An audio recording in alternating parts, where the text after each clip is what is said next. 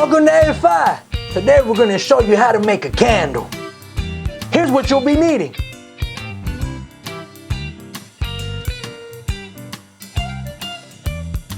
And to get the best smelling candle, make sure you're using an AFI fragrance oil.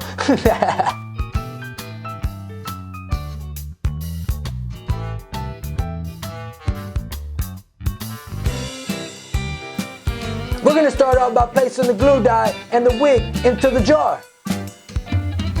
Just like this. We add the beaker into the scale and zero it out.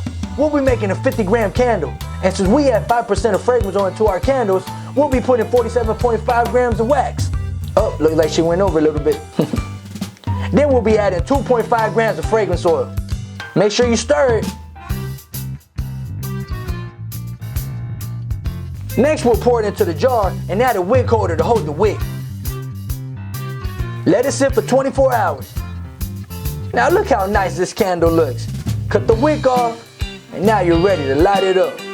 I'll bet it smells amazing. You know how I know? Because we use AFI fragrance oil. And remember, we're all over social media.